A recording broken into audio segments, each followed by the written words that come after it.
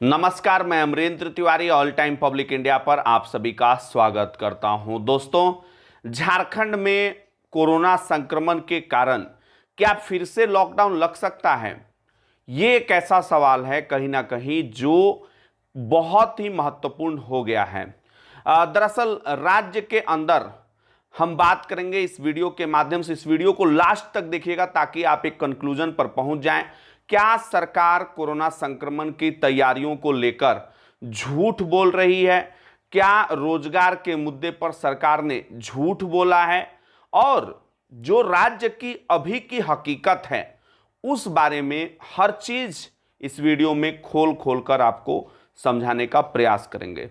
चलिए दोस्तों, राज्य में जो सैंपल्स की टेस्टिंग है, क्योंकि जब टेस्टिंग की बात होती है, कोई भी लहर हो, चाहे पहली लहर हो, चाहे दूसरी लहर हो, और या ये तीसरी लहर की जब बात हो रही है, किसी भी लहर में टेस्टिंग की महत्वपूर्ण भूमिका होती है। दरअसल टेस्टिंग के माध्यम से शुरुआती दौर में ही कोई व्यक्ति जो संक्रमित हुआ है उससे कितने लोग कांटेक्ट में आए, कितने लोगों को संक्रमण फैल सकता है, ये तमाम चीजें टेस्टिंग से पता चल जाती हैं।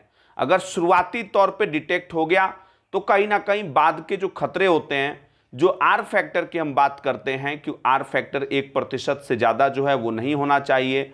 आर फैक्टर क्या है, किस तरीके से काम करता है, एक व्यक्ति कितने लोगों को संक्रमित कर रहा है, 100 व्यक्ति कितने लोगों को संक्रमित कर रहा है। अगर 100 व्यक्ति 100 लोगों को संक्रमित कर रहा है, ऐसे समय में आप जानते हैं कि आर फैक्टर 1 हो जाता है।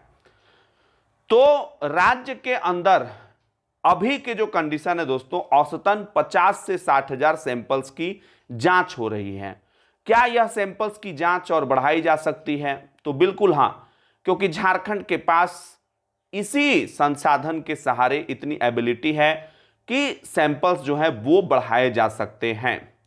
14 जुलाई को 58,266 सैंपल्स की राज्य के अंदर जांच हुई।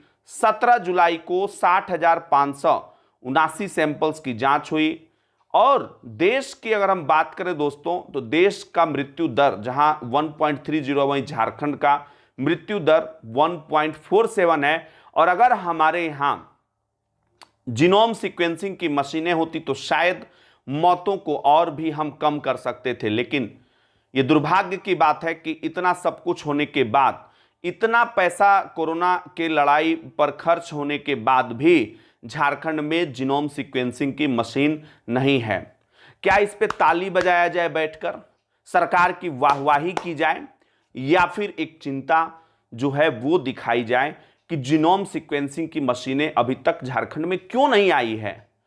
4 करोड़ से ज्यादा जांच अगर हम बात करें दोस्तों पड़ोसी राज्यों को मिलाकर, हालांकि झारखंड की स्थिति जो है 1 करोड़ से ज्यादा यहां पर जांच हुई है। 35,000 से ज्यादा अभी फिलहाल राज्य के अंदर बैकलॉग सैंपल्स हैं। और यही बैकलॉग सैंपल्स, मैं हमेशा से कहता हूं कि जितने कम होंगे बैकलॉग सैंपल्स उतना अप टू डेट रहेगा। दिक्कत क्या होता है, जब बैकलॉग सैंपल्स जाता है, बैकलॉग का मतलब हो गया कि वो सैंपल्स जो है पुराना हो रहा है धीरे धीरे। तो कहीं ना कहीं जब बैकलॉग सैंपल जाते हैं तो ये एक चिंता का विषय इसलिए हो जाता है कि वो व्यक्ति, उसको पता ही नहीं कि उसको कोरोना संक्रमण है या फिर कोरोना संक्रमण नहीं है, वो व्यक्ति कहीं ना कहीं दूसरे को संक्रमित कर सकता है। रिकवरी रेट की बात करें तो यहां पर झारखंड का प्रतिशत जो है वो थोड़ा बेहतर दिखाई देता है। अगर देश की रिकवरी रेट की बात करें तो यह 97.30, लेकिन झारखंड की रिकवरी रेट की बात करें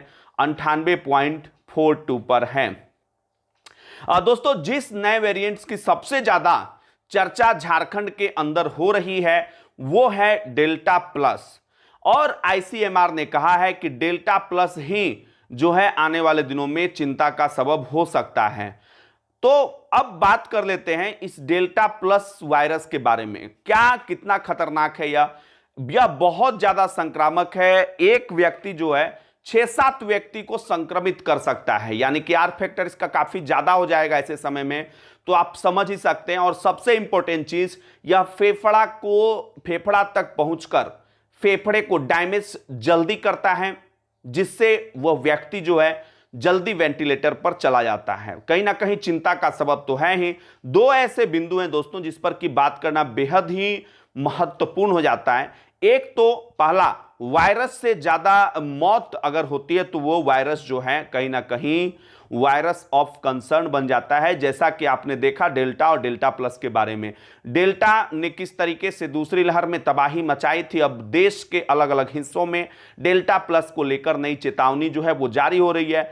देश कहें या फिर विश्व के अलग अलग हिस्सों में भी अलग अलग वेरिएंट्स की चेतावनी जो है वो लगातार जारी हो रही है। स्पेन से लेकर ब्रिटेन तक, अमेरिका से लेकर ब्राजील तक, दक्षिण अफ्रीका से लेकर बाकी जगहों पर भी कोरोना संक्रमण को लेकर जो है तीसरी लहर, चौथी लहर और कहीं कहीं तो पांचवी लहर की भी बात हो रही है। तो कहीं ना कहीं यह एक बड़ा मसला हो गया है।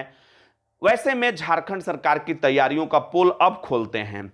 देखिए, आरटीपीसीआर लैब जो हैं, अब सरकार ने फिर घोषणा किया कि 14 नए आरटीपीसीआर लैब बनाए जाएंगे, जिसको कि पीपीपी मॉडल पर संचालित किया जाएगा। और ये नए लैब जो हैं वो चतरा, गढ़वा, गिरिडीह, खूंटी, पाकुड़, रामगढ़, सिमडेगा, बोकारो, देवघर, गुमला, गोड्डा, पूर्वी सिंहभूम, पश्चिमी सिंहभूम और रांची में बनेंगे। तो ये पीपीपी मॉडल पे चलेगा। दूसरी साइड जो है, जब आज लगातार स्वास्थ्य विभाग कह रहा है कि कोरोना संक्रमण से स्थिति जो है वो आने वाले दिनों में गंभीर होगी। अब झारखंड की तैयारी देखिए कैसी है। 30 जुलाई तक राज्य के अंदर जहां भी पीएसए प्लांट्स लगने थे दोस्तों, पीएसए प्लांट्स 38 के अलावे 10 और पीएसए प्लांट्स लगने हैं राज्य के अंदर। अब जगह जो है वो बदला जा रहा है। पहले भी 4-5 जगह बदला गया था, लेकिन हाल फिलहाल जो है फिर से एक बार जगह बदला जा रहा है। अब सिंहभूम जो है खास करके वहां के और जामताड़ा, ये 2 जगह पर जो है बदलेन हो रहा है, जगह बदली जा रही है। शनिवार को फिर से 2 जगह बदलने का प्रस्ताव जो है स्वास्थ्य विभाग ने भेजा है।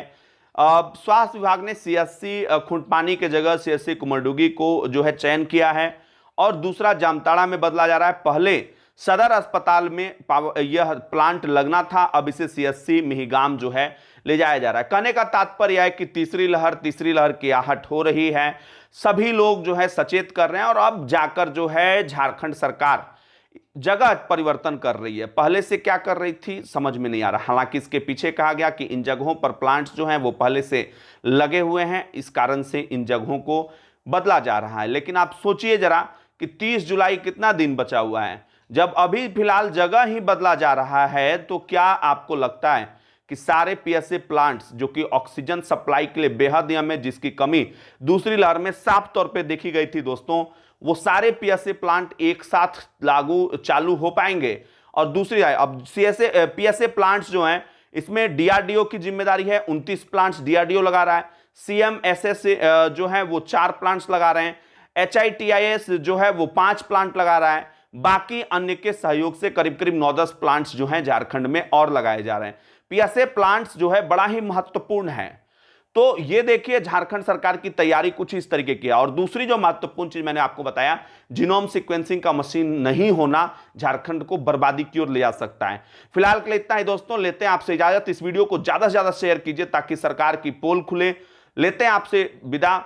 जय हिंद, जय भारत, जोहार झारखंड, जय झारखंड।